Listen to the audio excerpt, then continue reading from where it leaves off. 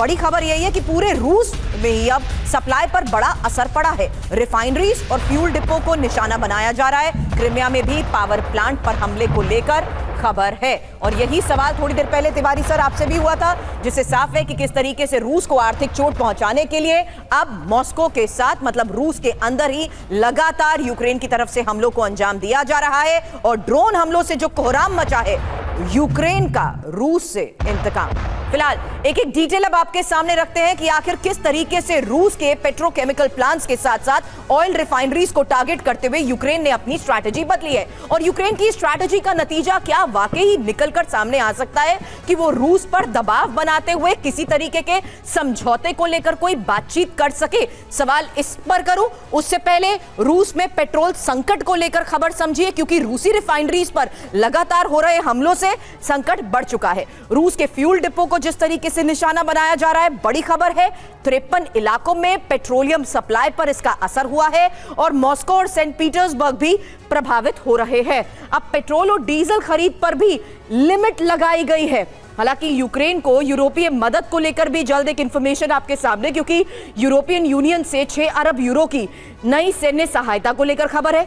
Air defence long range तोप देने का भी वादा हुआ है और 1.5 लाख ड्रोन देने पर ब्रिटेन की सहमति भी है। हालांकि जर्मनी एंटी बैलिस्टिक इंटरसेप्टर मुहैया करवाएगा और यूरोपीय यूनियन की सदस्यता देने पर भी वार्ता बढ़ रही है। आप दबाव बनाने की कोशिश कर रहे हैं, बल्कि यूरोपियन यूनियन की मदद के बलबूते सीधा क्रीमिया और मॉस्को में हमले दे रहे हैं। क्या इस वजह से तिवारी सर ये युद्ध और एस्केलेट नहीं होगा, जहां रूस यूक्रेन को तो नहीं बख्शेगा बल्कि अब नेटो को भी निशाने पर लेगा, यूरोपीय यूनियन के उन देशों को निशाने पर लेगा जो सीधे तौर पर यूक्रेन की मदद कर रहे हैं? सुरभि, आपसे सहमत हूँ, इस बात की प्रोबेबिलिटी भी बढ़ गई है। पहले कोशिश रशिया यही कर रहा था कि भाई हम किसी और देश पर अटैक नहीं कर रहे, वॉर का जो एरिया है वो बढ़ाने की कोशिश नहीं करें, हम खाली लिमिटेड रहें, लिमिटेड यूक्रेन पर है।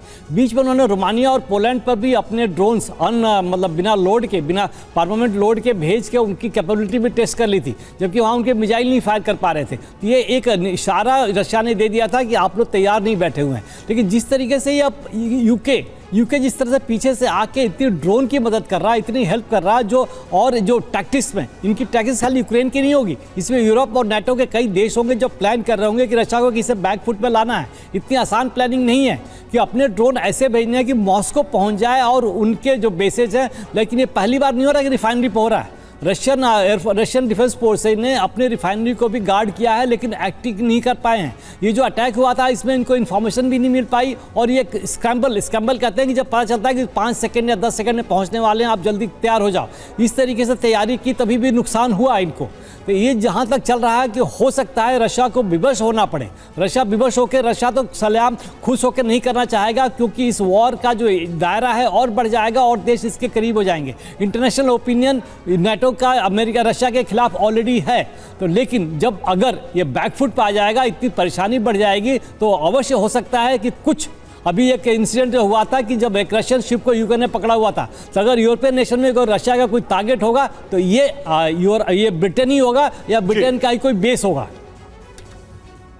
बिल्कुल, ये स्थिति तो है ही और ये खतरा, जंग का दायरा यूरोप के दरवाजे तक पहुंच चुका है। और देखिए, रूस के नुकसान पर यूक्रेन का बड़ा दावा, अब तक 13 लाख से ज्यादा रूसी सैनिक मारे गए। 24 फरवरी 2022 से रूस को भारी नुकसान की खबर है।